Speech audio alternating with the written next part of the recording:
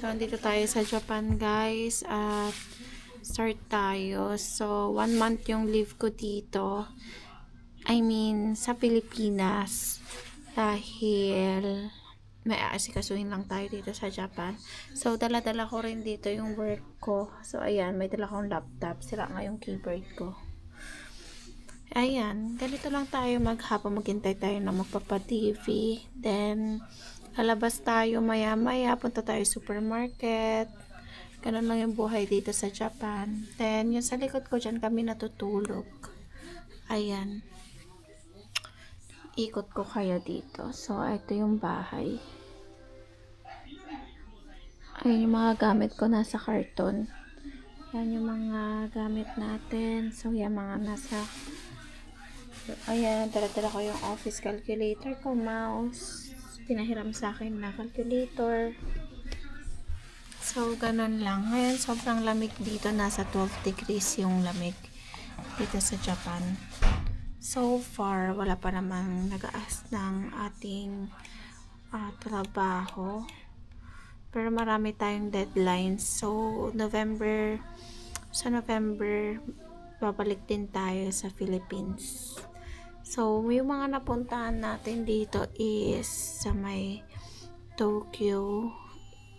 Yun, Tokyo Tower and all, mga Tokyo Station, Midtown Yaesu, yung mga iba't ibang parts sa Japan. Di ko na maisa-isa, pero usually, syempre, need natin mag-train kapag pupunta tayo sa iba-ibang lugar dito. So far, itong lugar namin is 2234 Matanosho, Katorichiba, Japan. Malayo siya sa train station. Then, 15 minutes walk siya sa supermarket. So, ayun. Yung mga the rest ng house is papakita ko sa ibang araw. Tsaka, marami naman tayong mga experiences dito na iba talaga compare sa magta-travel ka lang ng 2 to 3 days. So, kasi ito 1 month, yung ating experience dito talaga, makikita mo yung buhay nila, kung paano sila yung daily living, yung traditional food, and then yung daily activities nila.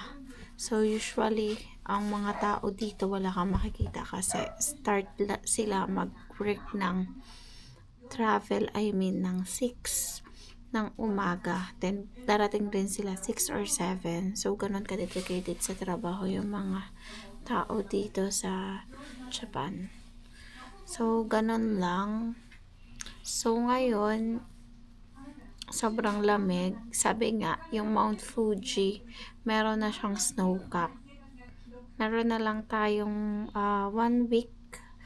Medyo malabo tayo makapunta sa Mount Fuji, pero next travel natin, hoping ma-visit natin yung Mount Fuji kasi yun naman talaga yung pinaka-highlight ng Japan. So, hindi kompleto yung travel mo kung hindi mo ma-visit ang Mount Fuji. So, usually December and hanggang March yung snow cap ng Mount Fuji. So, hoping na next year at ma-visit natin yung place na yon. So, yan. Bye!